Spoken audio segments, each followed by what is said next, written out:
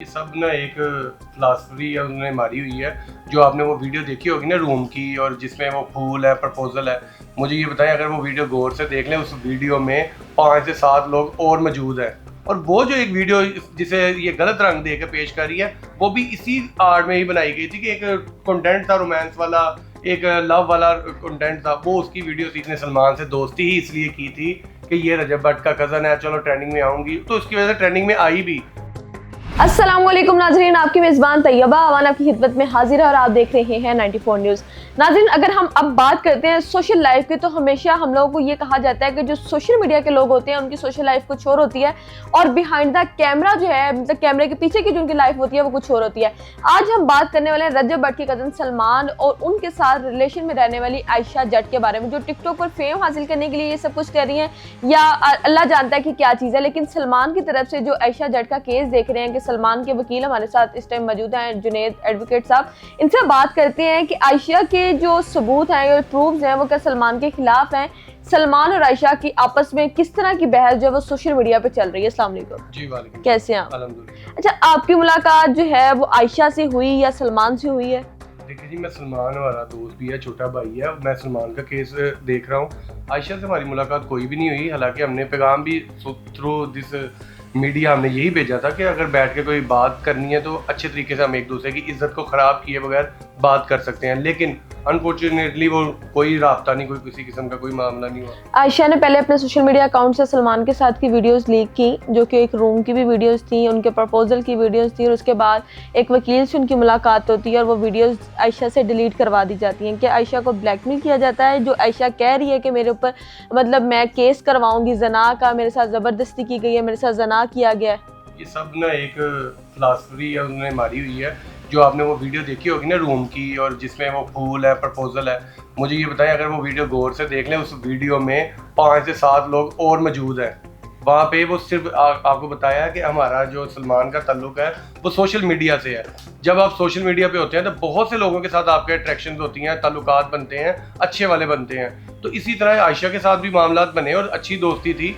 और हम बहुत सी वीडियोस बनाते थे अदाकारी की, एक्टिंग की, जिसमें रोमांस वाली भी होती थी, जिसमें सैड वाली भी होती थी। और वो जो एक वीडियो जिसे ये गलत रंग दे के पेश कर रही है, वो भी इसी आड़ में ही बनाई गई थी कि एक कंटेंट था रोमांस वाला, एक लव वाला कंटेंट था। वो उसकी वीडियो थी। लेकिन उसका कहना ये है कि मैं सलमान के साथ रिलेशन में थी, इसने मुझे शादी का कहकर मेरा इस्तेमाल किया, मुझे यूज़ किया, उसके बाद मुझे धोखा दे दिया और अब ये मुझसे ब्रेकअप करना चाहता है। मैं बताता हूँ इसने क्या किया। इसने सलमान से दोस्ती ही इसलिए की थी कि ये रजब भट्ट का कज़न है, चलो ट्रेंडिंग में आऊँगी, तो उसकी वजह से ट्रेंडिंग में आई भी। ये जितना भी लाइव में बैठती है वो सलमान के साथ ही बैठती थी, इसके व्यूज़ आते थे, हर मामला थे इसके घर के सर्किट। वो खुद मानती है कि जनाब लाइव पे बैठती हूँ तो घर के मामला चल रहे हैं। सलमान ने इसे पूरी सपोर्ट की हुई थी एज अ फ्रेंड। और जब सलमान को ये पता चलता है कि यार इस बीबी का एक नहीं पता नहीं कहाँ कहाँ तल्लुकात है, जिसके हमारे पास मुकम्मल प्रूफ है, जिसकी मुकम्मल रिकॉर्डिंग्स, मुकम्मल वीडियोस, हर चीज़ मौजूद है। लेकिन अगर वक्त आया और अल्लाह ना करे हमें ज़रूरत पड़ी तो हम वो मीडिया में भी रखेंगे और अदालत में भी, थाने में भी रखेंगे। लेकिन जब हमें ये पता चलता है सलमान को कि यार ये मामला किस तरह के हैं, तो उसने इसे अवॉइड करना शुरू कर दिया, इसके साथ वीडियोस बनाना बंद कर दी, इसके साथ लाइव आना बंद कर दिया। फिर क्या होता है, इस बीबी 1 महीना पहले इसने एप्लीकेशन दे दी थाना नवाब टाउन लाहौर में कि जनाब इस तरह सलमान मुझे लेके गया, इसने मुझे कुछ पिलाया, उसके बाद मेरे साथ ज़ना कर दिया। जब ये एप्लीकेशन देती है उसके बाद ये खुद ही वहाँ पे 2 दिन 3 दिन बाद ये बयान देती है कि जनाब वो बयान गलत था, एप्लीकेशन गलत थी और गलत फहमी की बुनियाद पर मैंने ये एप्लीकेशन दे दी। तो जब आपने ये एडमिट कर लिया कि मेरे साथ ये हुआ ही कुछ नहीं, मतलब खुद ही मान लिया ना, फिर इसने ये सारे मामले किए। फिर हमारे मामला नॉर्मल हो गए कि यार ठीक है अपनी लाइफ जिए, हम अपनी।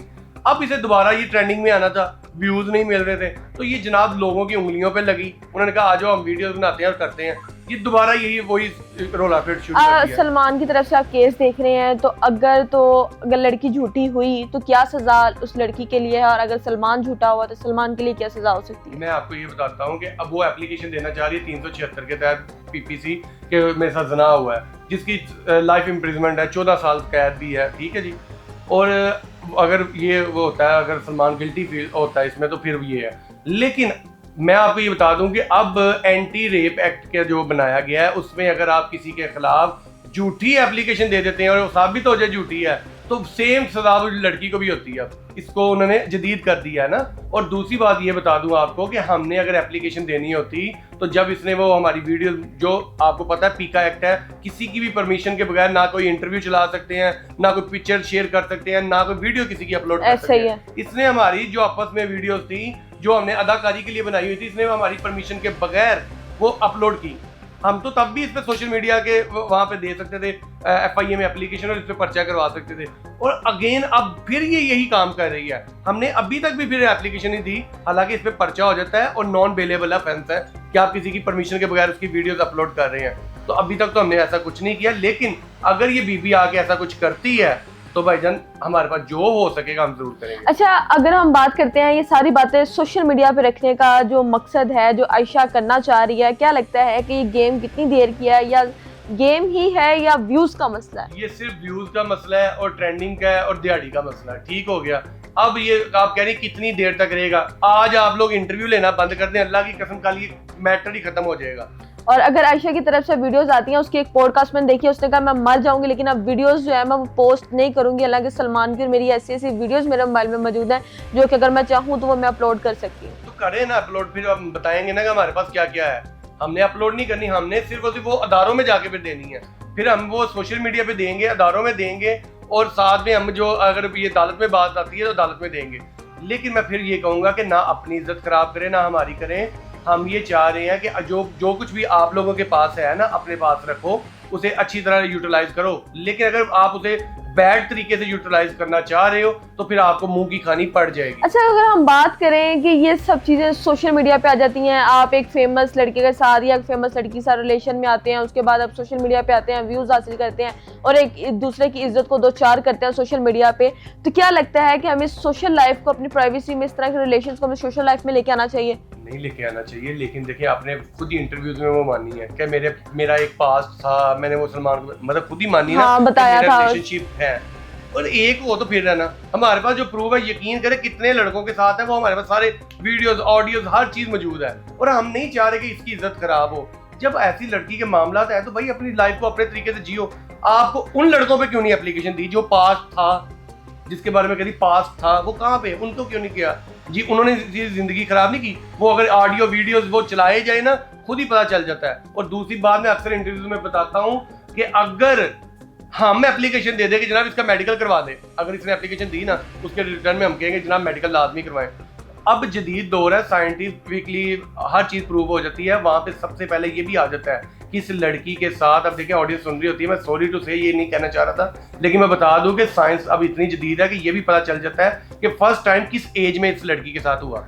ये भी आ जाता है। फिर ये भी आ जाता है कि अभी तक एक के साथ हुआ कि कितनों के साथ हुआ।